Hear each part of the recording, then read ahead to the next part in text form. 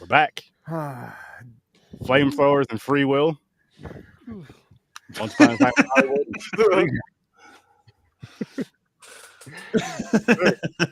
I like it. Got that fire. Got that fire. I like it.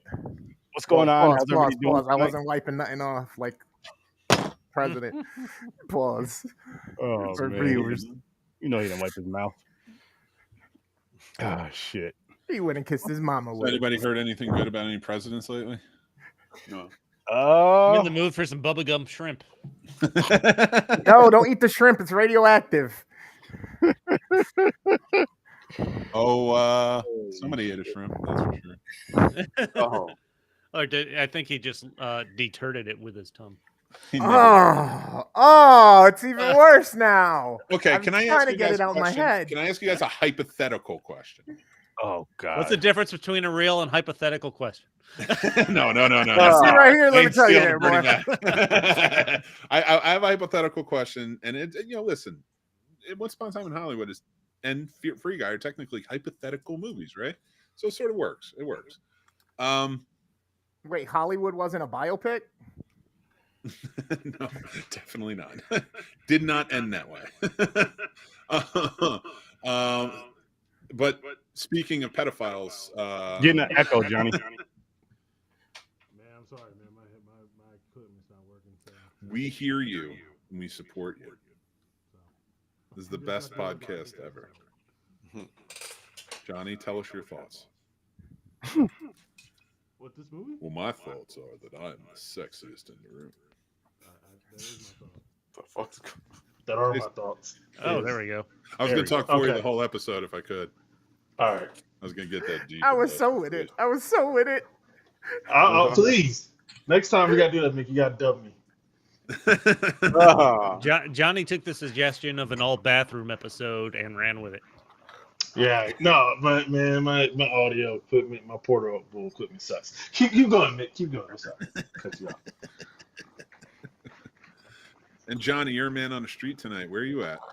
I'm in beautiful, rainy old Las Vegas, Nevada. Gambling. There you go. Living my best Nicolas Cage. Nice. Fantastic. Living my best Nicolas Cage. He lives there. Go find him. So you're slowly going to try to kill yourself while telling your life story to a hooker? Exactly. Except for my hooker's like a little person hooker. I have to. Nice. I have a niche. Right. Bro, just go find a professional gambler, give him a good cut, and sit in your room or go catch a show, bro. Go watch another movie. Come back to a stack. Vegas, you kind of don't have to be in. There's something going on at all times. Yeah. Oh, yeah. Go see a show. If you could see anybody in a show right now in Vegas, who would you see? Ooh, living or dead, or like right now? I don't know, like two old men, one sucking the other off. Or anybody who has a residency. Would you go to the Hall of Presidents right now and see? Is there a bubblegum shrimp out there? No, there's not. There's a Wahlburgers though. There's a Wahlburgers out here. It's right next to the Bellagio. Wahlburgers if you paid me in Ted's. I don't care. I like they fake ass cheeseburgers at Wahlburgers. Wait, is Vegas where they have the wax museum? Yeah, Mountain Tussauds. Yeah. Do you they think have that in New York and Los Angeles too? I think the famous one is in Los Angeles. LA is the famous one, yeah. But there's one in Vegas? Mm-hmm. Is there a Trump and Clinton statue you can put next to each other? They're wax figures? Well, not next to each other. You'd have to have one kind of like... One got to be on their knees. Yeah. I do love that you're in Hollywood and we're going to talk about a Hollywood movie. Oh, yeah. This is one of my favorite Hollywood movies. But yeah, please continue, Nick. I was cutting you off. You're talking about how this is not based on a true story, but it is based on a true story, but it's not. But it kind of is. Well, it's a hypothetical movie. Yeah. What would happen if this happened? If somebody stood in the way of Sharon Tate and her friends getting murdered that night. And then for you guys, a hypothetical, what if an NPC came to life? Well, is it a hypothetical? We live in the realm of AI. Mm-hmm. An NPC is just an AI that didn't realize, wait, I can actually make a choice on things? No, Free Guy is, hey, what if we make Sims, but make it a good movie? Mm-hmm. Well, I mean... Oh, shit. Think of that. I mean, right now AI does exist, so hypothetically, it could happen. It becoming sentient, and that's what the process would look like in the machine. But so hypothetically, Your Roomba has been hijacked. It has a backup of it on it. Yes, we're all screwed. Everybody gonna need some glasses. Nobody needs glasses until we need glasses. Look at that. Johnny's face is so much closer now. What's up, y'all? Dang, he just Ready for my close-up. So where are you going to go visit in LA? In Hollywood? Let's go to Hollywood since we're... Or what do you want? I'm still in Vegas. I was going to go to Hollywood, but then we had a monsoon, so stayed in Vegas. But what I was going to do the Hollywood sign, right? Because I always wanted to go to the Hollywood sign. I was just going to do the show live from the Hollywood sign until God was like, no, you're not. So I was going to do it at the Hollywood sign. I was actually going to try to hit up the Walk of Fame because I loved going there when I was a kid. And I wanted to go to the beach at Santa Monica, dog. Nice. And just kick it at the beach. Get high and let the waves crash. I'd argue go to Venice. Oh, that's right, Venice Beach. Yeah, not there. Yeah, I'd like to check out Venice. Santa Monica Boardwalk Pier is Boardwalk's beautiful. Yeah. Yeah, like it's a lot of fun to go check out. And I think see that too, because you're gonna see some whales and dolphins and shit, if it's nice. But yeah, to walk on the boardwalk in Venice though, that's an experience. Yeah. They So that's what I did was not do doing. that in this movie. Not at all. Johnny, I just thought of this, and seeing as how it's your birthday month and my birthday month, we should each pick a movie for next Saturday to review, because we usually do it for birthday months, get a double butt. That's true. Yeah, we It got is. back to It's my back. birthday month too. Your birthday month passed, Nick. 26th, November 26th. You're a liar. Your birthday was in March, and we did your birthday month like 6 months later. I thought that was your conception month. Do what I can. Oh shit! But yeah, let's dive into these movies, fellas. What do you guys want to do first? Ratings, baby. Which movie? Which one? Let's do Free Guy. Yeah, this is the lesser of the good ones. Yeah, I need to hear. I need to hear Johnny's His rating. rating of this. I think we'll make up on this, Bubba. I think we'll make up on this. We might fight. I'm gonna give this. I'll give it a 5. No. You know what? I'll give it a 3. Wow. A 5 to a 3. I had to think about it some more. Yeah, I have some things to say about Ryan Reynolds, but we'll get to it. Hey, you can't talk shit about my man. I'll fuck you up too. I think you need a new man. I think you need to move on to a younger model, like maybe like Glenn Powell or something. Let's Yeah, get you Van Wilder's not cutting it. But what's your rating for this, James? It was just okay to me. I laughed a few times. There was a couple of cool scenes. I'm giving it a 5. All right. Stories. Some good lines. It's not the Ryan Reynolds raunchy comedies that you're used to, but it's still a fun watch. Like there's an interesting story in there with AI and you know how the characters had their ideas stolen and stuff. So I give it 6. Mick. fun movie. I give it a 4.5. Gamer. Fun movie for me, 6.5. Johnny. Fun movie. I'm right there with Mick. See, we made up, man. I'm right there, man. We're at Had you been 4.5. over 4.5 on this, we would have fought. The fact that you gave this the same rating as Inglourious Bastards means I hate you. Ooh. Chad, how about you, man? 4. Solid 4. 4. All right. It's just like a weird movie. Like it's funny. Like the concept's pretty dope, but then like it's funny for a minute, then it kind of gets Yeah. I actually agree with you on that. And I gotta say this about Ryan Reynolds. I've seen him, the few movies that I have seen him in, I really only like him in Deadpool. Everything else, he just kind of like this, because I feel like he tries to be funny in everything. Again, I haven't seen enough of his stuff, but the stuff I've seen, he's trying to be funny in everything. He's kind of the same in most of his movies. Exactly. Yeah. And I feel like Deadpool is where he could really like just shine with the dirt, you know, the comedy, with everything with that. But that's why I gave this a 3. I'm not really a big fan of Ryan Reynolds. I don't hate him, but he's just like a. I wouldn't rush to go see his movies. Blade 3. He's like the Rock. He's like the comedic Rock. And what was the other movie? The hero movie he did before Deadpool. Green R.I.P.D. Like The Green Lantern was bad. I He didn't even says that movie's bad. Yeah, I know. That's why he killed himself in the fucking Deadpool. Yeah. Like I blame reading the Martin script, Campbell. bang. I blame the director Martin Campbell on that more than I actually blame Ryan Reynolds. Like and WB for casting. I don't really blame him. I have an argument that like although I like all of the Deadpool movies because they're fun, like this movie, only the first one in my opinion is a good story. Oh yeah, I agree. Everything else is just Deadpool being Deadpool. Yeah. Yeah. Yeah. I would say the first Deadpool is the best one. I feel like Deadpool 3, Deadpool Wolverine is the closest you get to the actual comic itself, though. Yeah. But it wasn't. It's to serve a bigger story at the time, and it just wasn't. Yeah, that was Oh, by the way, a Marvel. Green Knight, How do they you tie had them a into Deadpool Marvel? symbol up on the wall behind them. Yep. Yeah. That was Well, there's a lot of Marvel in this. there. Yeah, a lot of Marvel. Oh, you yeah. have you have the Chris Evans Shield. cameo after he pulls out the Captain America shield, but the kid yelling at his mom, like who's actually Channing Tatum's Real life outside. Yeah, and you hear him Yeah. start yelling at his mom. Why are you vacuuming now? My favorite line in the movie is still where he goes to get coffee and he's like, it's like I just lost my virginity in my mouth. Yeah. I'm like, Yo, I laughed so hard at that line because I didn't know why you said that when you said it at the group chat. I was like, you must really be enjoying this movie. All right.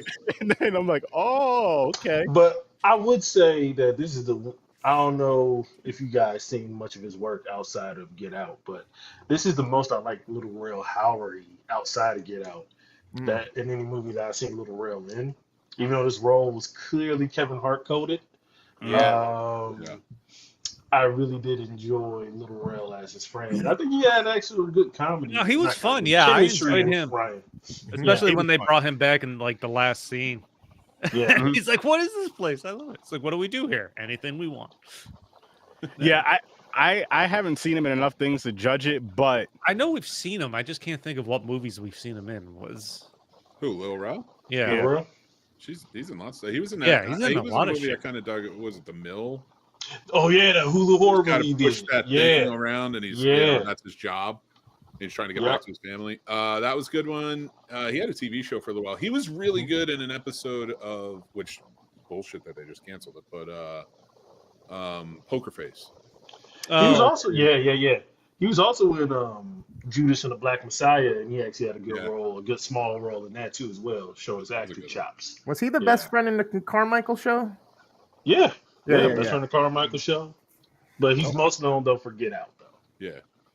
yeah, he was awesome in Get Out. He was awesome in Get Out. And I liked him here in this one. Yeah, I mean, I like, but again, like this movie, it's something I would never watch again or recommend. I just see, I thought It's you don't get it all from I think the trailer or the setup, but the story is pretty interesting because they bring in AI. You talk about the going back and forth between the video game world and the real world, where Taika Waititi, which his character was overplayed, man, like he fucking got on my nerves. Yeah, I Like, thought he was unbearable. They took that a little too far, I think, in exaggerating his character. But he stole this AI, which Guy is the creation of, essentially. Yeah. I thought they laid the groundwork for a real interesting story there, which worked. So I mean, I feel I don't mean to cut you off. I really apologize. That's fucked up. no, you're an asshole. I get it. I don't suck dick on a president after 9 p.m. So anyway, it is a great concept. Like I feel like this movie was written and then in a weird way Ryan Reynolds. Yeah. It could have been a good movie, but like a lot of these actors. You ever notice like even the last Mission Impossible, if you saw it, it was completely focused on Tom Cruise. It was almost like he was self-aggrandizing this being his last Mission Impossible, you know, and like he Yeah. was the big hero in it. Like, I feel like this could have been a really good movie, and it probably was when like the lower stars were attached, and not bad stars or anything, but Jodie Comer and Joe Creer aren't Ryan Reynolds, right? So, but Ryan Reynolds stepping in, like, you always get these rewrites that are like, we want it with all my stuff, like the stuff that I do that reaches to people. Yeah. And I feel like that probably changed the story, because there is like the story is, or the plot points are there, but the story isn't. Mm-hmm. Yeah. And it feels kinda like like- he interfered in it. Yeah, it's kind of like someone had like a real good concept of, hey, let's do Truman Show, but let's make it like about an AI who becomes self-aware, and it's in the video game world. And then when Ryan Reynolds got attached, it was just kind of like, hey, man, you did Deadpool. Hey, that movie almost made $1 billion. You know what? We're going to put more of these jokes in there. You know, that quippy dialogue that doesn't really fit the character. You know what? F all that. We're going to make it you. And it gets they just kind of crammed his stick. And I think in other hands, a movie that would be probably in better hands compared to Truman Show, actually, more often. Well, here's something I just thought. This is you're trying to go back and forth between reality and a video game. Truman Show's a show that's a more serious tone. If you're gonna take the Truman Show idea but apply it to a video game, what game do you go to if you don't go to like a GTA type game that just has ridiculous situations? How do you make this, if not Ryan Reynolds-y, but still have be entertaining? I mean, I still think like there were no huge stars in like Ready Player One, but in my opinion, but like they had a lot of recognizable things that we appreciated, which I felt like that could have kept us going. Like all the video game in jokes and stuff could have kept a lot of people going.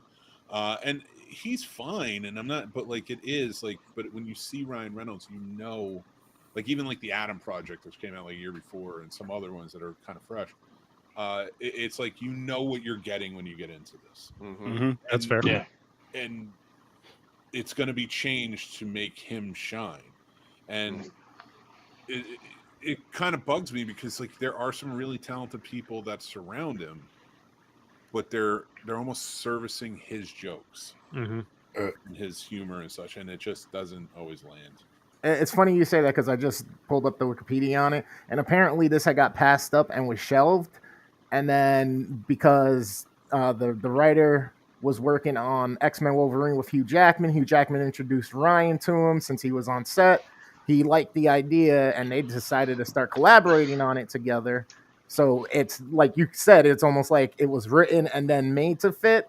And the only which happens reason a lot. Like that's that, you know, people write scripts, and then but it was made to fit by him. They changed it. They'll get another writer. That's why a lot of times you'll see like written by or story by, and then it will be like also. Yeah, right. At this point, Ryan Reynolds isn't in any movie where he doesn't have some kind of creative control. Yeah. He's not hired. He's not hired as just an actor to play out somebody's already well-written story or something. Well, let me get your opinion on this, all of you guys, because I was watching War Games the other day, and as I'm watching Matthew Broderick, and after I did, like the next day I watched this, and I thought about it, and I was like, you know who would be a cool NPC character in this story if you wanted to tell like an interesting version of this?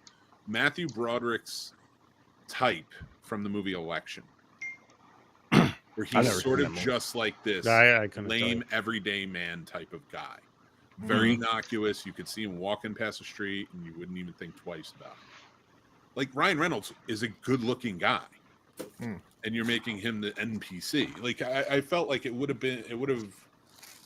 been better to have like a younger guy who is just very sort of stiff, and then maybe becomes an action star by the end to try and save the town or the city. Do you think? Whereas you don't just get an action star and then make him an action star.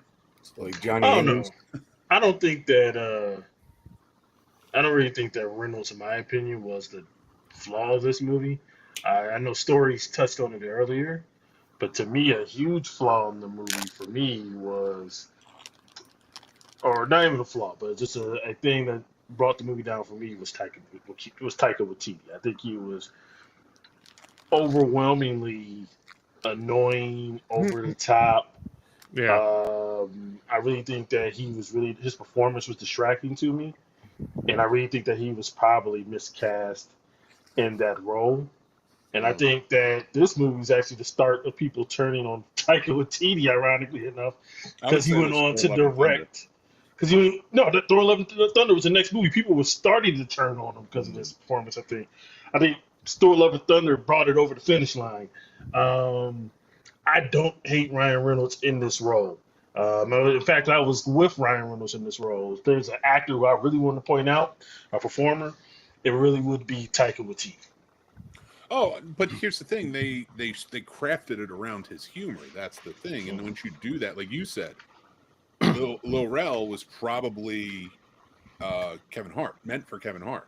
Yeah. Right. So the Taika Waititi role is probably meant for somebody else, but they're friends because they've been friends since they worked together on Green Lantern. So it is Ryan Reynolds' creative control coming in. And I'm not shitting on him. It was a fine movie. What I'm saying is, I bet you, and I'm not saying I'm right, but I bet you in an early draft of this script, the main leads in this were the Jodie Comer character and the Joel Keir character working with an NPC that probably wasn't a hot action star dude. And that's how, and they were probably the love interests in the real world trying to work with this NPC to save the It's an interesting point because you can go totally different ways with this movie. One where it focuses on those two and the shit they go through, getting their code stolen, and a popular game be built off that. But this one switches it to where the main focus is honestly the game, Ryan Reynolds' character, and it feels like those two people that created the world are the secondary characters, which thinking about it, is like it's a little weird. Like they should have been more of the story. Probably. And didn't it feel weird that she was his love interest? You know, like it felt like that was a little shoehorned in there. Yeah, like if the coders, the people who created him, if they were the main focus, and that love story for me wouldn't feel kind of left out of left field, I guess, because that whole last line to her, which was like he was a dedication for his love to her, that old bullshit that he was telling her at the end of the movie. I think it would make sense if they had I think Comer had a lot of presence in this movie. I think Kiri needed more screen time because I think they needed a female lead and they just shifted. Is the tone that it seems like how it switched.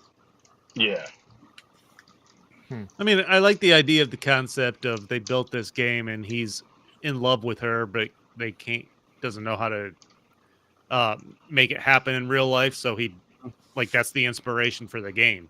I think it would have been more interesting if the guy helped her create this, and while he was working at the game company, created the NPC as a way to connect with her or get it back or do something. Yeah, and that's why that NPC is in love with the girl. Because now at least you have a connection between his love for the girl. But it just feels disconnected in certain points to really shine a light on Ryan Reynolds. I could see that. Yeah, they really only allude to any possibility of that with one or two moments of tension. One was at the beginning with the interview when they were sitting down talking about the original game, when you get the glimpse back into that. And then later on when they're like standing together and she's in his house or whatever, it's like, I care for you, but you got to go. That was the only other two inclinations that, he might be in love with her. And, but other than that, then to tie it into the whole shit was for her. I will say how painful is that interview when the reporters talking to those two, and you get that. So you guys seem to be playing off each other really well. Are you guys a couple? And the girls all without thinking, nope. Yeah, that's he's this there. That's a heart crusher right there. Yeah. Been there. No, it's not like that. Been there several times. Friend zone. So I don't know if it was written differently prior to that, but they could have fleshed that relationship out more for sure, because they just jumped right into it. Yeah. Agreed. And they didn't build on it throughout the movie as well as they could have. There wasn't a lot of character development in this movie either. No. It felt like this movie felt kind of rushed from beginning to end to me, and then I feel like And it is only an hour and a half too. Well, no, which is fine. I feel like you could tell a good story in an hour and a half. I feel like it was rushed, and then I feel like every time they came up with a new idea, they just kind of threw it in, just kind of threw it in, kind of threw it in, kind of threw it in. Yeah. Name one Ryan Reynolds movie where he ever changes as a character, other than his mind. Just Friends. That one movie he did with Helen Mirren. Oh, yeah, I guess physically he did change in Just Friends. No, because Waiting, he's the same character. He's the same guy in everything. Van Wilder. He doesn't change. Like, he never changes through. Yeah. He just tries to be this likable guy who achieves something in the end. But what about Buried? He was alive and then he died. What about Buried? I still don't know what you're saying. Buried. Where he's buried alive. Buried. Berries? Buried alive. Buried. Well, how did he change? He died. He was alive. It's not a He comedy died. movie. Okay, fair. He did die. Turns into a goat. No, but you make a great point. Is I don't know how much he can stretch his acting ability, because what's his range? This is his bread and butter, sure. But is this what he wants to do with every movie he ever makes from here on out? Yeah, he's a glorified character actor. Yeah. He needs to make the Smashing Machine. Bro, his Mint Mobile or whatever commercials are this. Yeah, same thing. Yeah, exactly. Yeah, same exact shit. Same exact shit. Like like as much as I've enjoyed Ryan Reynolds over the years early on, I'm like, how long can you let this shtick go? As long As as he long keeps as having people are As long paying. as you get money, baby. Yeah. Yeah. It's all on us if we Until he's tired of done it. with Vote with your Deadpool. dollars. Well, I was watching this, and Wife like the never first acts 20 again. minutes, I was like the first 20 minutes watching this, I was like, can't believe I haven't seen this more, because it was kind of funny. And then as I kept watching it, I was like, that's why. Yeah. And cheesy. Yeah. Yeah. Yeah. It I think Ryan Reynolds is really good at being likable. He is. Yeah. But like, he tries. Like, there are some actors you go to see because they're just likable. They're just like Tom Hanks is just a likable guy. Yeah, but Tom Hanks is also a really good actor. No, I know, but like, he is what got him popular with the audiences, as great of an actor as he was. But like, let's face facts, in the 80s, he was just Tom Hanks. Bosom buddies. He was likable, and then It wasn't Bachelor Party. That's right. Yeah. Yeah, even when Tom Hanks played the villain. Bachelor Party now with Ryan Reynolds.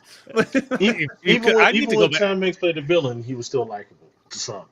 Like when he was the villain in Elvis, he was still likable to some people with his little goofy ass accent. Yeah, but Tom Hanks is still a deciding factor if you can't figure out if you want to watch a movie or not. It's like, Tom Hanks is in it. Let's see what he's doing this time. I think Ryan Reynolds is to a point too as well. He's likable, and I think you need that. You need easily digestible, likable actors to give you those movies you're going to enjoy, and they're not real actors. You get mad at me about that, but they're, and I'm not saying you guys will, but somebody listening or watching might, but they're not. It's not. He's an entertainer. It's not, So I did admit Blanchett or Michael Fassbender. Like, those are fucking actors that disappear into their role. You know what would be interesting, and I think would be a good comparison now, would be the route Adam Sandler has gone with more dramatic roles and getting recognition for that. If Ryan Reynolds went down that road and started to get recognition like Sandler did in Uncut Gems and stuff like that, that would be interesting. But I don't he think did do that though. He did go down that road. People said we don't want this shit, and that was with the movie that Mick couldn't understand what I was saying. Buried down that road, but he wasn't good at it. He was good, and he was very good in that movie that you didn't understand what I was saying. Buried? Yeah. All right. I mean, even the Amityville horror remake he did, I'm still like, I don't know. Maybe he's just established himself as too much of a raunchy comic type actor that I could take him serious in something else. Yeah. And I'll be honest with you, he wasn't that likable because his career was bombing until he did Deadpool. I don't think that but he is likable. He kept getting work. Yeah, but it was a process. it was bombing. But I think once he got Deadpool, he found what made him even more like. He made the A list once he found. Perhaps not bombing, but coming off the climb and about to hit that plateau. Exactly. That's what Deadpool's not going to go nowhere. He's not going nowhere. But I also he was box office he poison. is a glorified character, which that's all he's doing. Is character. Yeah, it's like the Marky Mark. You know what I mean? Arnold. Yeah. Stallone. Stallone's all right. Stallone sucks as an actor. Yeah, he does. So I'm taking you're not a Copland fan. I like Copland, but he wasn't the good part about that movie. He was the 5th best actor in that movie, though. He was the best actor in that movie with Harvey Keitel. I said 5th best. I said 5th best Ray actor. Liotta, Robert De Niro. That's why I said 5th. Robert Patrick. I put it on the record. I said 5th best actor. The 5th. I don't know that that's the truth. I had to look at the whole cast list again. There's a lot of people in that movie. He might be the 6th best actor in that. I don't know. I think he was the best choice to act with all of those actors in that movie. Oh, and I've seen Tulsa King, and I like it. Don't get me wrong. I like watching. Yeah, but he's not the strongest part of it. No, but by the way, 2-time Academy Award nominated actor. The Rocky movies, all the Rambo movies, all those things. He's a character actor. It is what he is, you know. He's playing a part, and it works. That's why I like it. But when they step out of that part, you're kind of like, yeah, I'm done. They're like, ew, yeah, what's this? This is Oscar. I don't want this RIPD. Get away from me. Ew. Now, yo, Mick. So earlier you made the point that you know, the pretty boy situation and all that stuff. Do you think maybe if they would have swapped positions, you would have kind of felt it was a little bit more better or more copacetic to what they were trying to achieve? Swap Like which type- positions? Rel is the free guy? Real life character. Rel and Rel and Ryan Reynolds. No, Lil Rel is talented. I like him. He's typecast right now, but I've seen him in other things, so and I like him, and he can pull off dramatic. My thing is he's not strong enough to carry a movie. Not on this level. This is A-list level. Okay, maybe one day he might be able to. I would not. I've seen enough like differences in performances from Lil Rel where I'm like, you know, one day. You keep going, you're going to be good. Like when I see The Rock, when I heard the Smashing Machine, everybody's like, "Oh, it's his best role," and he did great in it. Don't get me wrong. I want to see that. He wasn't the best in it, but for him, it's like stellar. Good movie. Like, yeah, it's to somebody like that. It's like you're like a Ryan Reynolds. You're going to be who you are in every one of these movies, and we'll go see it if that's the Ryan Reynolds or The Rock or whoever else that you want to see. But if I want to go see real acting, something that's going to stand out, they're not the actors that I would like. Emily Blunt was the best actor. That shit bombed. And Smash. No one saw that. Who would you say is one of the like first big character actors? Oh, there's so many. There's so many. Like big. Hold on. Like you're talking like big character actor that became an A-lister when you say that. Okay. Or are you just talking about character actor in general? Are you saying character actor in general, or are you saying character actor like one of the first big glorified people that was an actor, but they were always them? It was always that same shit. You know what I mean? Lon Chaney. No, I would not. I would very much. I would call Lon. I wouldn't. I don't know that I would call him. Yes, he's a character actor. Yeah. There's something more special than just calling him a character actor. Okay, that's why he gets Bela that Lugosi. Moniker of, yeah, I mean, he kind of did have a style. Probably the first big character actor where it's like sort of the same thing each time in terms of character, but was huge was Charlie Chaplin. Peter Lorre. Okay. Charlie Chaplin, I'd say, is probably the first big one. And then the reason being is because he modeled his career off of like what later became character actors are known for, playing these similar roles but bringing something special to it. Yeah, well, we got to specify comedy. You know what I mean? Danger. Now, I would argue are the more important in a movie. Okay, because Mick, I'm asking you: when you say character actor, are you talking about that guy or a guy who's just like known for playing this one archetype who's like typecast? No, I'm talking about like a typecast. A character actor. I want a great character actor, and again, not one of the originals, but a great character actor of probably now. I can't think of his name, but he was on American Horror Story early on, and he's in fucking everything, man. Oh, I gotta look at it. Are you talking about Evan Peters? Is it? No, not Evan Peters. What is it? Let me look it up, and I'll find his name. Well, while you're looking at it, he was just in Mayor of Easttown, which I finished. Oh, nice. Yeah. Because when I think of character actor, I think of that guy. So, What, Evan Peters? No, of a that guy. Like, ooh, I've seen this guy in that. Oh. and that. yeah. Well, Like yeah, a that guy. yeah, that's essentially it. But they're talented, not just the people you see. Like these are the people that stand Michael out. Jai Like, White? Richard Jenkins was one. Yeah, exactly. That's what I was going to bring up. Yeah, like, Richard Jenkins is, I would say, is a really good example of a character actor. He played the dad in Step Brothers. Mm-hmm. Oh, okay. You know, stuff like that. Like they show up, and it's Dennis O'Hare. Okay. If you look up, That's Dennis another one. O'Hare, Yeah. He's in American Horror Story. Yeah. He was one of my favorite. He has one of my favorites. If you feel like you saw an actor in 50 different things and still don't know his name, well, you know, yeah, fair. That's why I would consider. Yeah. Dennis O'Hare, though, he's probably one of our, I would say, one of the biggest character actors today. He's in fucking everything, and he always plays a different role because he's always playing a side role to kind of support the story, which I love. Richard Jenkins was one of those as well. Like, there's a lot of them. Joan Cusack was I would call her a famous character actor. Yep. You know, stuff like that. Like they're Fucking Spader. Ryan Thompson guy or Thomas. That was his last name. Thomas. What was he in? He was the bad dude in Cobra. Oh, The Australian guy. Thompson. That was the Yeah. first celebrity I ever met, by the way. Oh, really? Yeah, he was the nicest guy on the planet. That's what I hear too. But like he always plays the same role in pretty much everything. He was that. He was Buffalo Bill and Joe Dirt. He was various bad guys on Buffy the Vampire Slayer. Yep. Noel G. He's a character. Yeah, there's tons. Like there's just tons. Like especially like, and you can go to any decade and find character actors, people you love, like that you didn't even realize they were character. You know, like you knew they were character actors. Yeah, like the guy in the 70s was Fredo. Who? I forgot his name. The actor who played Fredo in the 70s. He was a character. Oh, actor. man. Well, he died in the 70s from cancer. Yeah.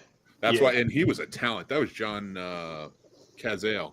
Yeah. Because, like, even if you think about him playing Fredo, which is monumental as it is, in the Fredo death scene, oh my God. But he was also in Dog Day Afternoon. Mm-hmm. He was in so many things, man. He was actually his star. He was becoming a star, and then cancer took him away. Yeah, it's kind of like Chadwick. Mm-hmm. Oh man, yeah, that one hurt. Chadwick. Yeah, that one hurt. But I wanted to ask you guys a question, because the question that we thought that gamers were originally asking: what if you switch Ryan Reynolds with the game developer, the one kid that was helping them out pretty much at the end, put him in the game, and have Ryan Reynolds be in the, which you'd have, the real person in the real world, the programmer. I don't know. But I like that though. Yeah, I didn't like it. I liked him as the developer in love with her. Yeah. Like I feel like you do, like, again, I feel like Ryan Reynolds was too pretty. Yeah. And I don't care what color actor you get in the role, or even if you gender swapped or whatever, you can make it work. Can't call it free guy, I guess. But, you know, if you wanted another guy, especially if you wanted a white actor who's good looking, stuff like that, like to pull it off. But, like, Deer's too good looking. Does that make sense? Like, like, you don't get Idris Elba to play your geek or your everyman. No, the non-playable characters are not supposed to stand out. Sorry, you get John Cena's playing Mick Manhattan in The Life of Mick Manhattan. It's a little far-fetched. Listen, I'm not gonna have John Cena playing it's gonna be somebody black, man. Why are you going to deprive John Cena of his only Academy Award nominated performance? That's a story nobody wants to see. John Cena is Mick Manhattan, and he actually gets an Academy Award.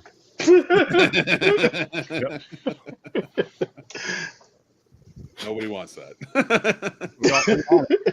John Cena doesn't want to do the mountains of research of podcasts that I did. Trying to figure out how to be a podcaster. He's already well spoken. Listen, much more well spoken than me. Hey, you say nobody wants it, but we don't know if nobody want it. You know what I'm saying?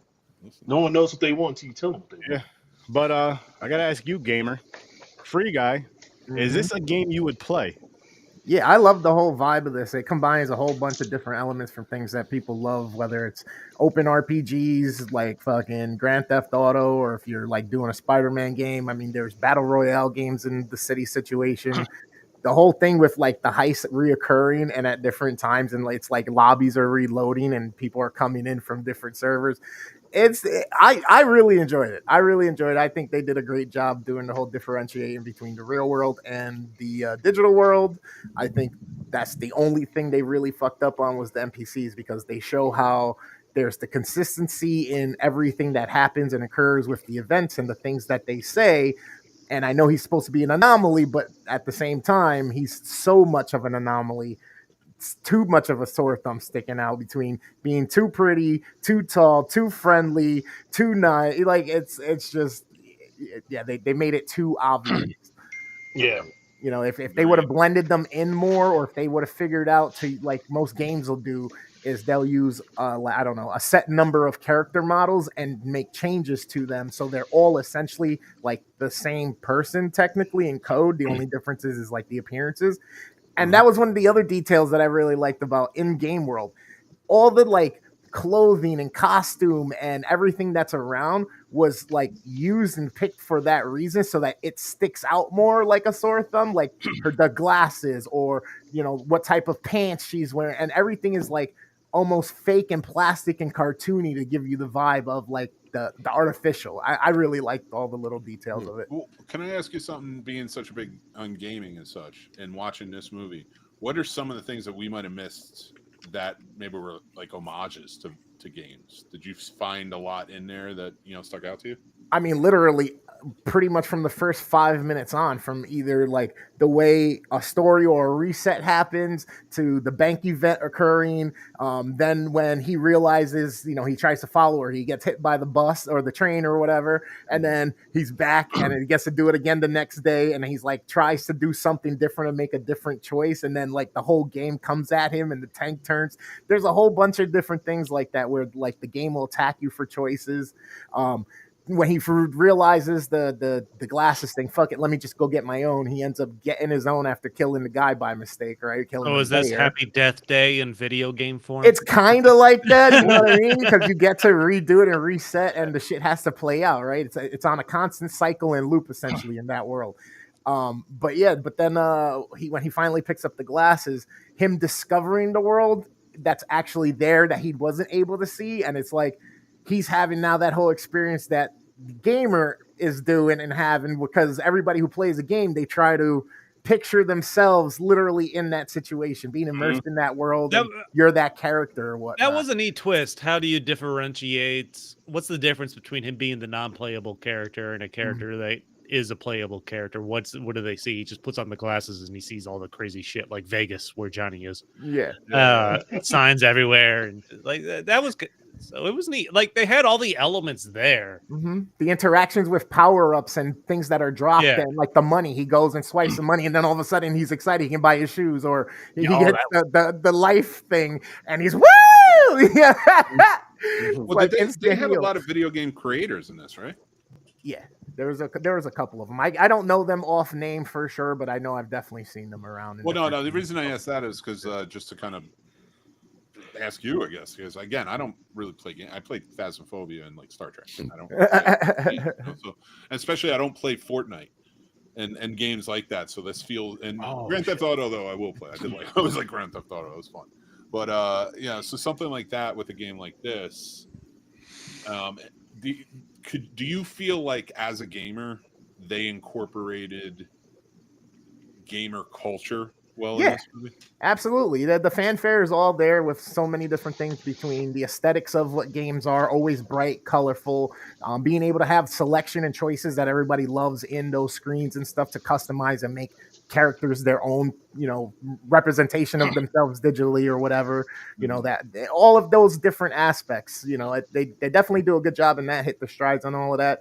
In comparison, it's kind of like, that feeling of like watching the Super Mario movie. You know what I mean? There's so much there that is so accurate and so just reminiscent of what you're used to getting that it's easy to go, okay, I know it's not Mario, it's not the specific thing, but it's the world of video games and anything can happen. And these are the things that you're familiar with throughout almost any type of video game through the different genres. Mechanics change or movements or combat systems at times, or, the way they do rewarding systems and stuff. But other than that, a game is a game. You go looting, you look around, you get into some fights, you power up, you level up, you make some friends along the way, you lose some friends, you win, you lose, and then you end the game. You know what I mean? Then by the end of it, it's like you've gone through the whole journey as that character. You know what I mean?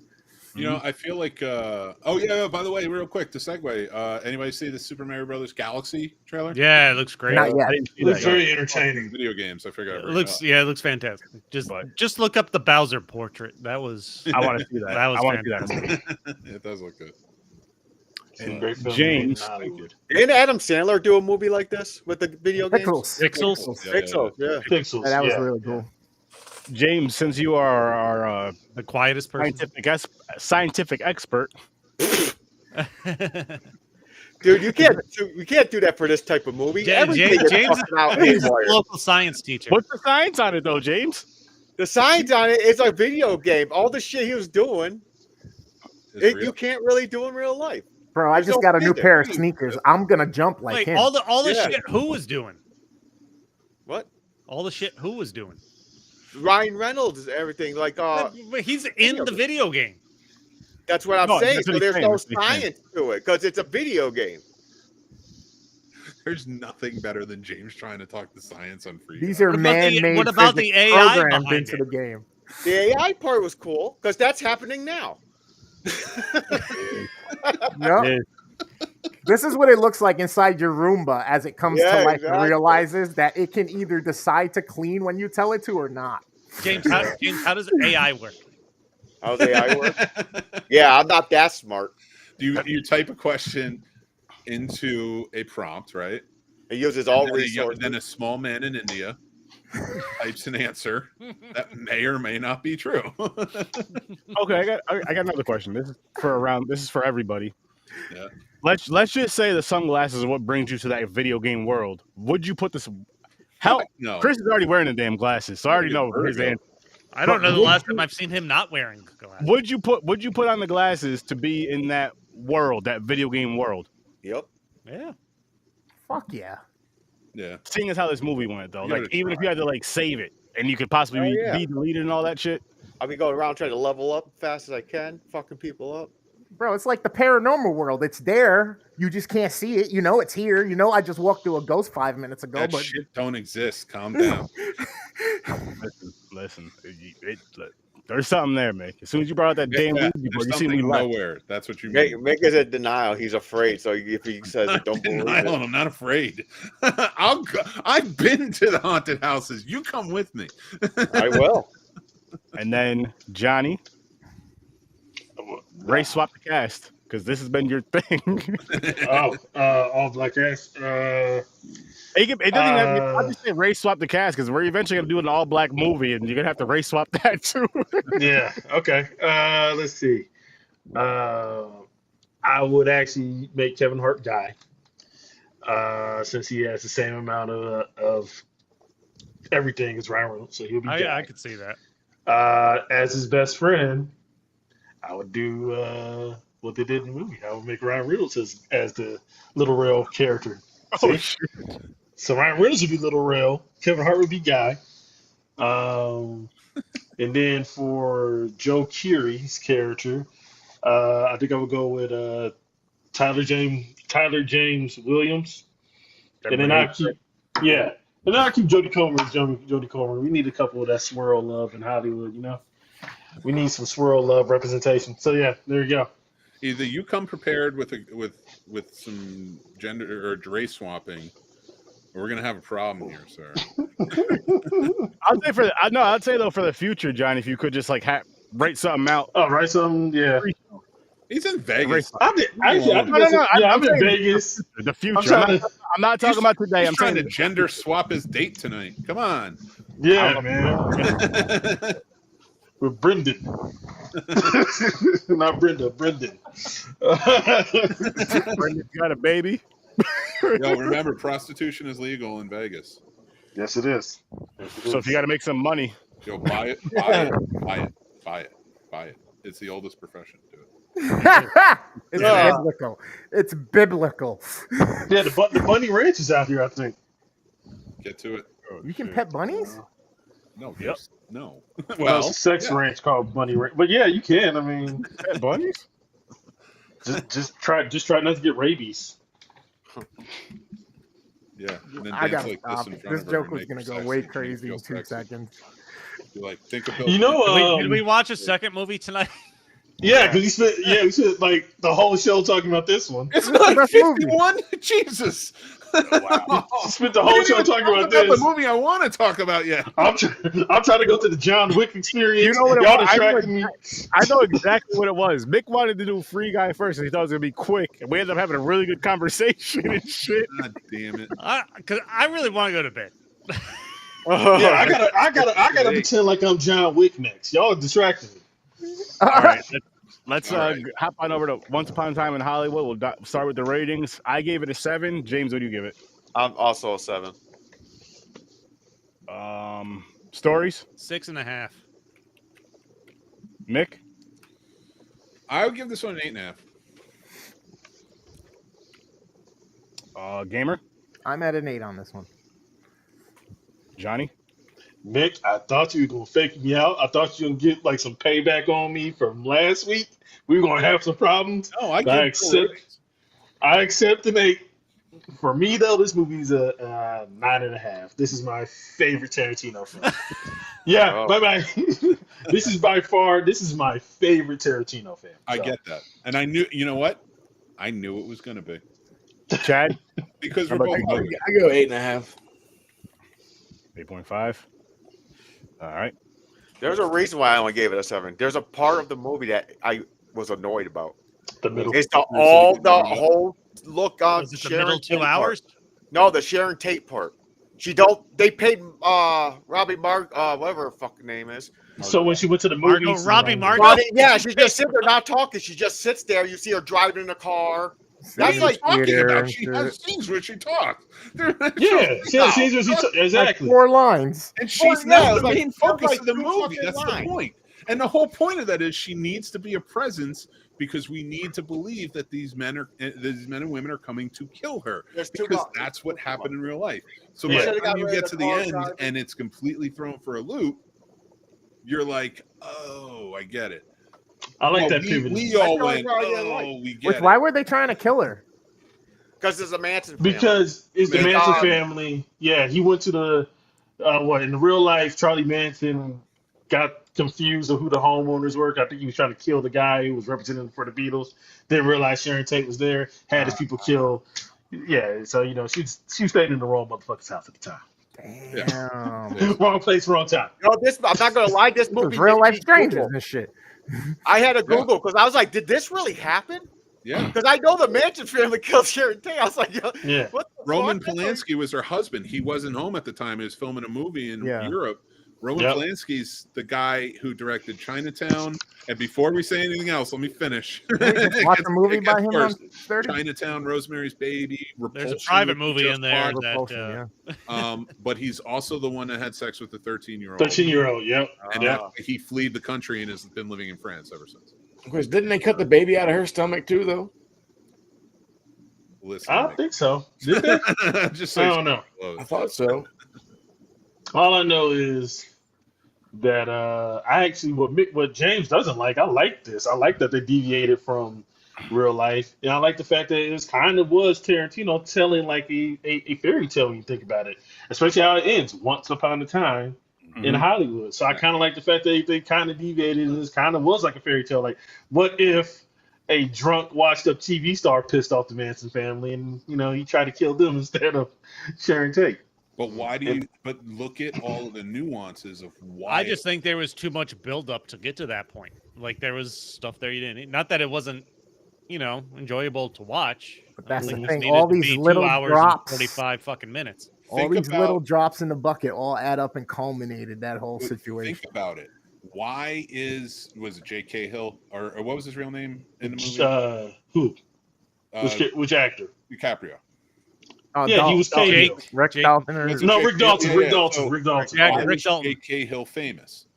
Because he starred in a movie about a Nazi killing GI who got behind enemy lines and killed the Nazi high party, which was probably made because in this universe, Hitler got killed in the movie theater.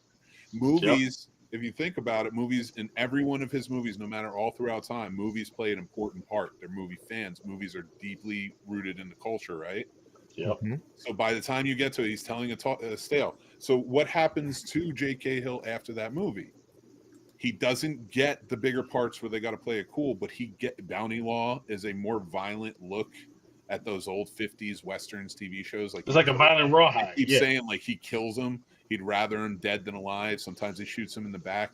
You would never see that in the 50s back in the day. But in Tarantino's world, in a world where Hitler got killed, in a world where Django happened is killing plantation owners all around, this is a violent world where people do stand up for themselves. So by the time you get to Once Upon a Time in Hollywood, they're dropping all this. Like he's not getting the world because the world is changing. It's becoming less violent. Not really, but the facade in Hollywood is that it's becoming less violent, right? So he's not getting those roles. But then he goes and does spaghetti westerns, where objectively brought back more violence into the Western genre culture. Yep. So it really does this. There's so much nuance to this that is world building that we're not really seeing.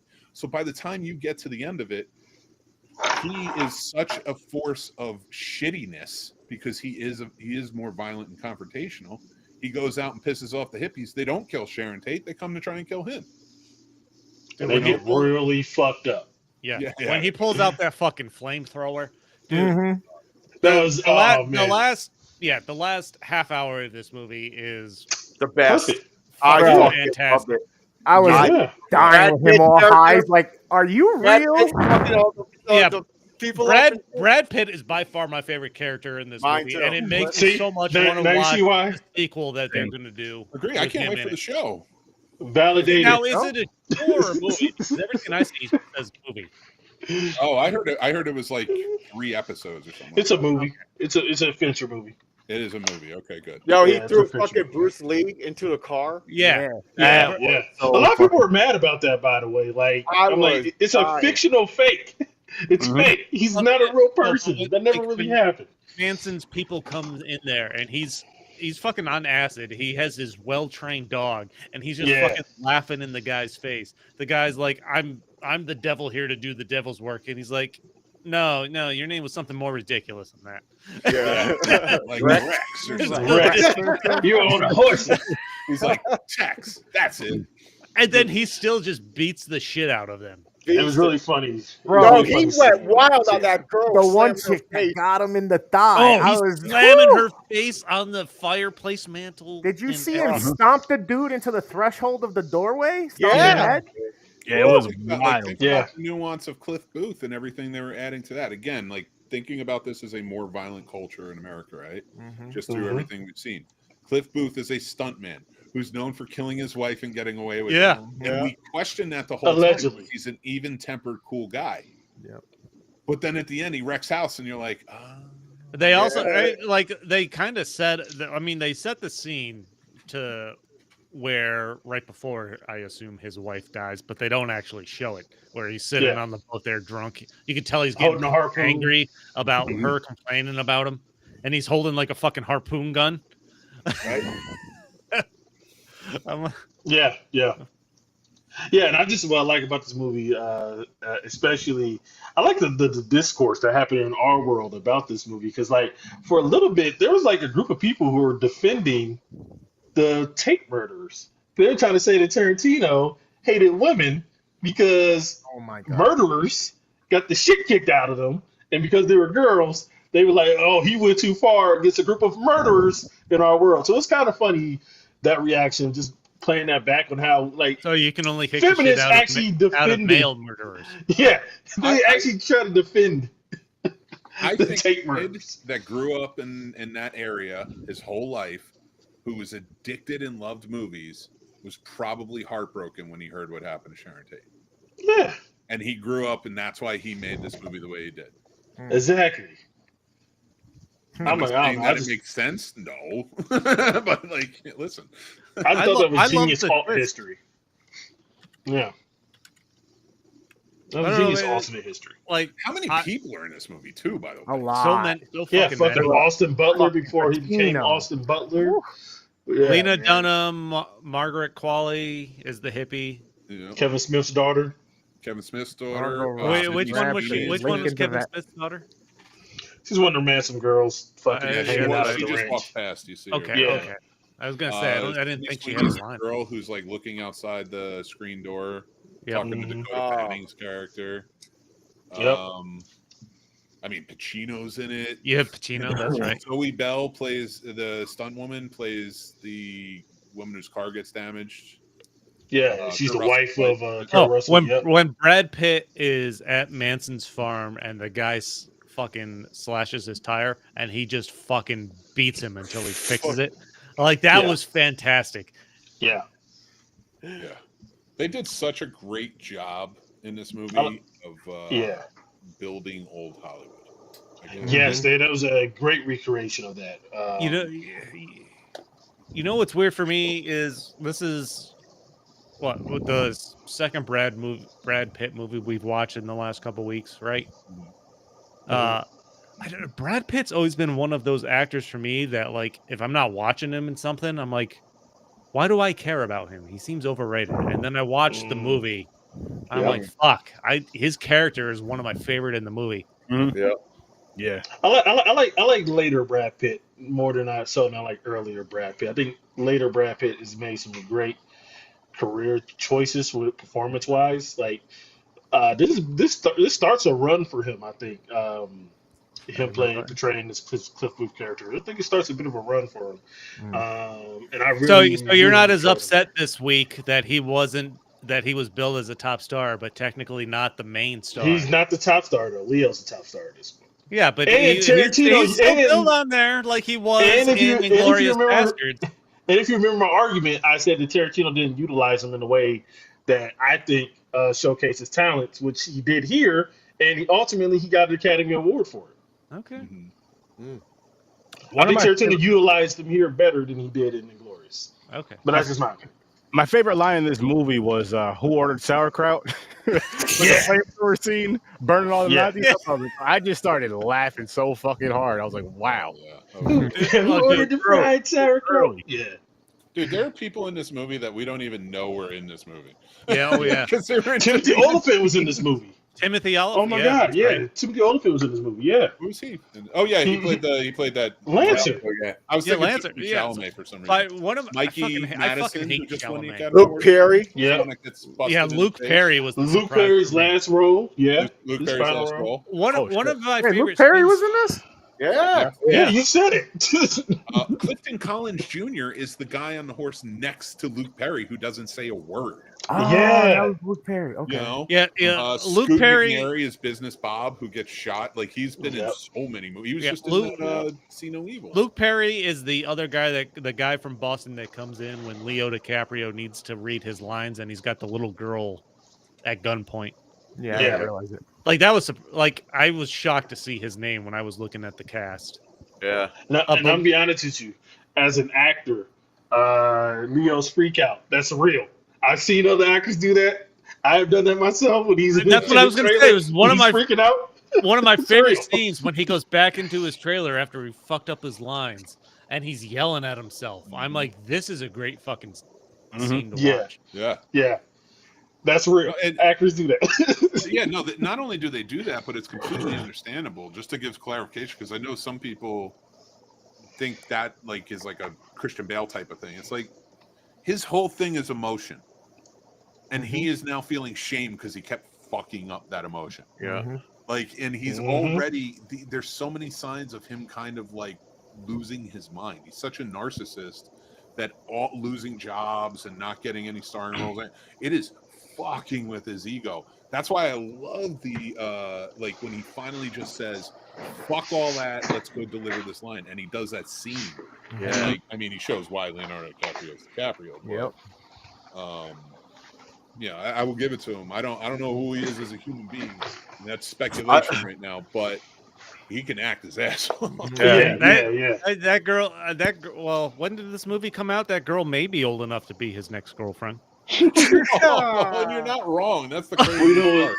You know, it's funny that little girl ended up doing that terrible Netflix movie, The Gray Man, with Gosling a couple years ago. Oh, okay. Yeah. So he's not interested. No. He has to be in like C-level movies, I guess. Oh shit! I just like Bruce Dern's role whenever he's like, I'm fucking blind. I don't know what color hair. Yeah. I was telling them the other day that was supposed to be Burt Reynolds, and he Was it really? Yeah, he died. Yeah, that was supposed to be Burt. Yeah, Wow. and that was supposed to be like a big. Well, just like Adam Bruce Sandler was Dern supposed to came be in in last Glorious minute. Bastards. Yeah. Bruce Dern came in last minute and helped out to do the role, which he's old Hollywood, and that sticks. I love Bruce Dern, man. He's fucking great. He is, man. You know, he was the first person to kill John Wayne on screen.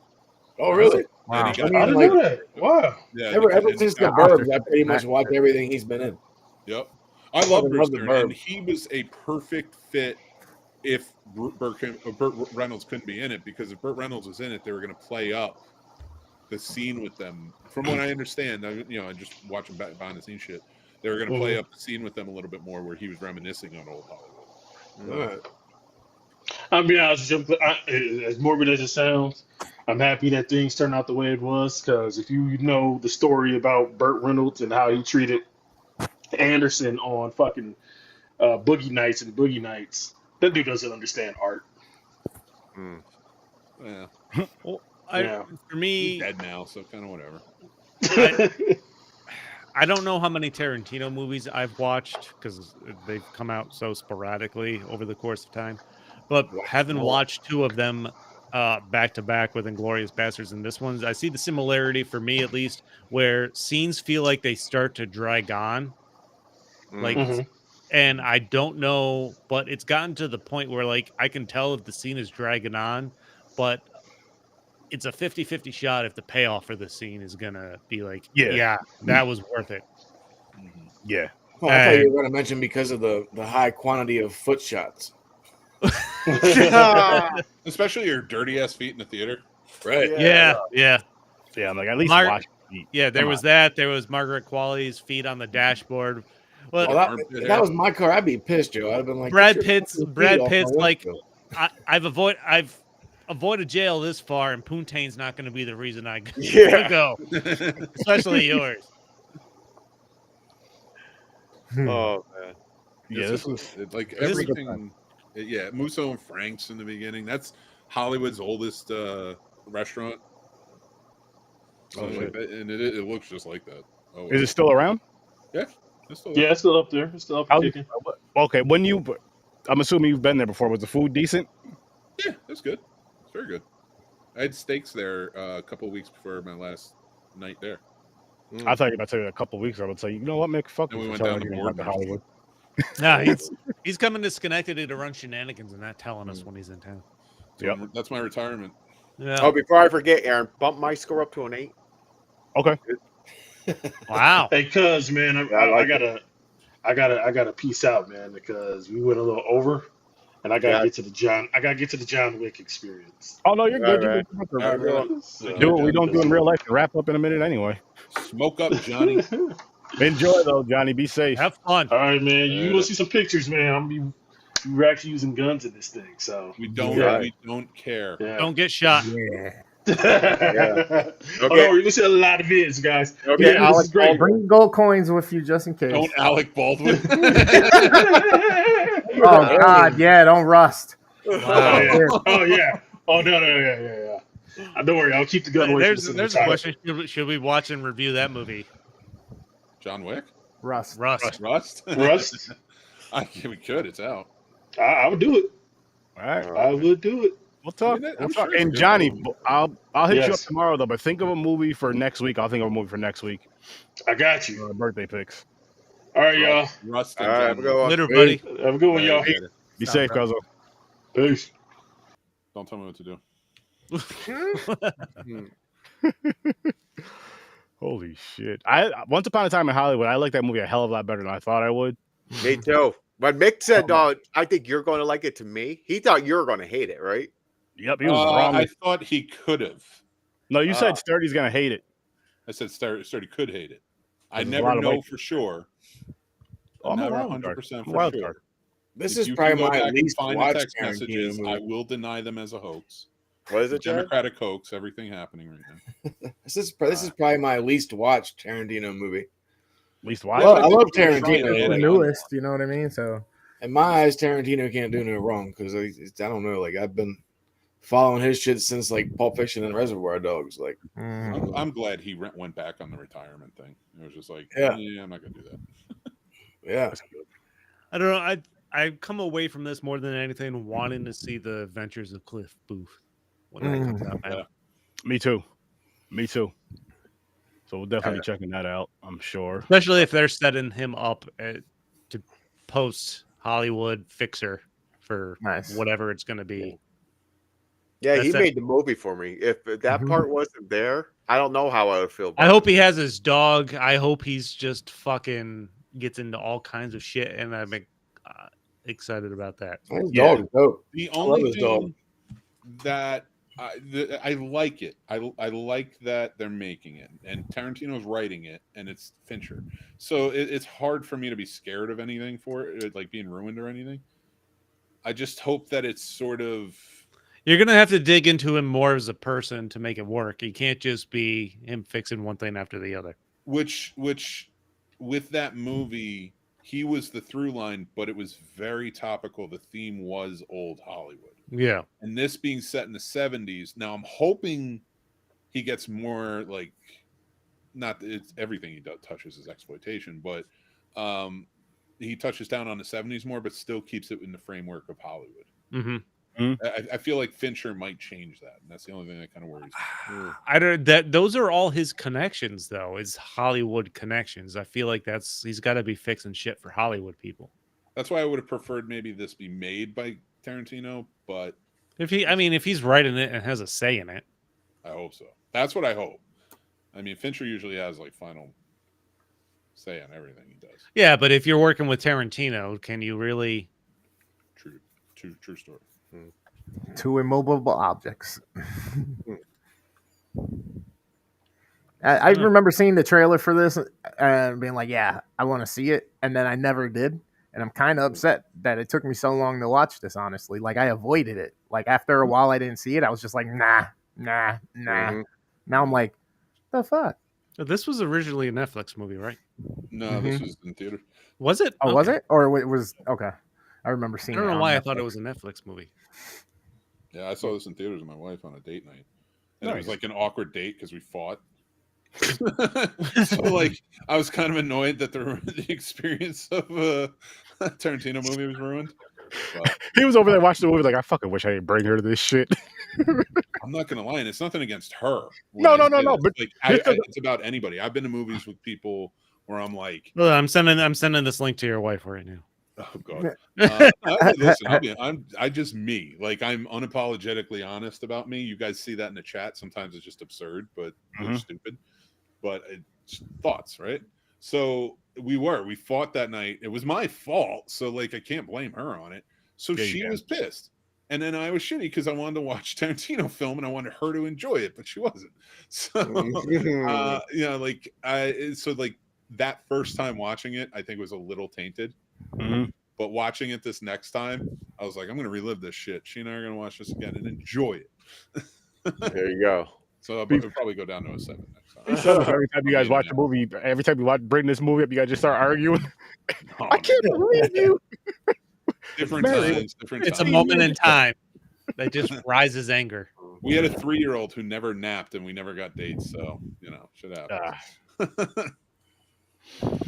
What's your favorite Tarantino movie? What?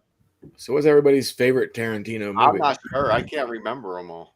Yeah, neither could I. So tough. I haven't even seen them all, so It is tough. What's yours?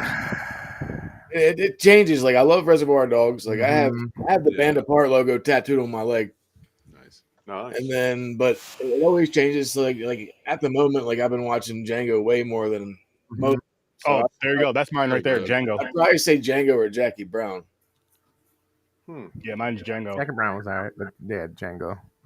Actually, if they're Jackson. doing Cliff Booth, I kind of hope they do a little tie-in with Shaft, like maybe get somebody to play Richard Roundtree. Oh, like going to do Shaft, and like he's hearing about how like one of his ancestors was Django, and because that's already canon. So, or maybe he could be like Pam Grier's bodyguard or some shit. This will be the second. That will be the second thing. That will be the second. No, get Jamie Foxx to play Richard Roundtree. That'd be and nice that's too. the Django tie-in. That would be cool. Anyway, sorry. But this will be the second project that Quentin Tarantino wrote and Brad Pitt was acted in, but wasn't directed by Tarantino.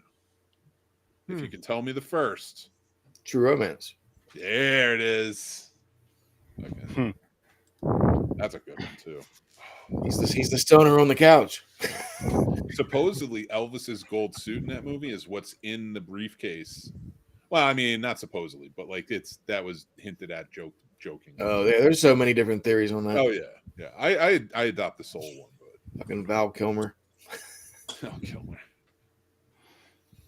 Which, ironically, another tidbit that's somehow this is I'm 6 degrees of Kevin Bacon in this, just to keep Chris awake. But I am so tired. Elvis. Do you know who played the voice of Elvis in Forrest Gump? Ja Rule.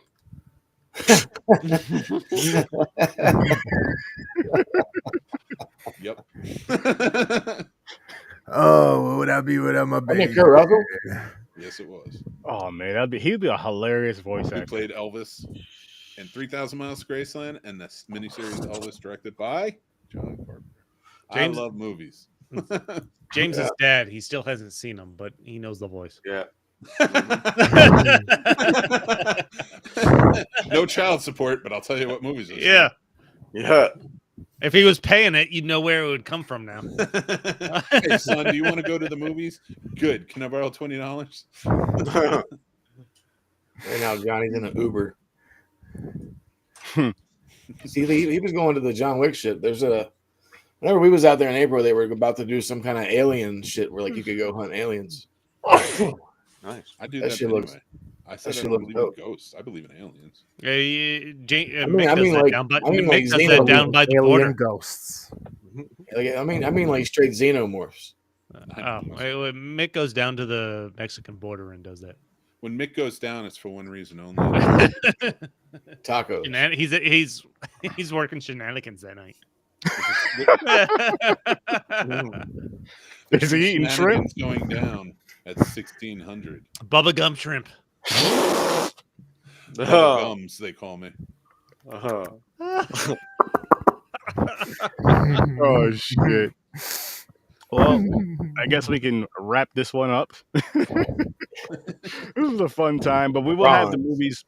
We'll have our movies picked, and I'll have them out by Tuesday, Wednesday to let you guys know what we're going to be reviewing for next week. That would be good to know. We're going to combo up me and Johnny for our birthday picks. His birthday is Monday. Mine is Tuesday. Nice. So we're going to, have some fun. But, yeah, come check out Popcorn and Pints every Saturday at 9 o'clock Eastern time. So fucking drunk. And all of our links are in the description, so check that out as well. But thanks for popping by, people, and we're out of here. Peace. Peace. Peace.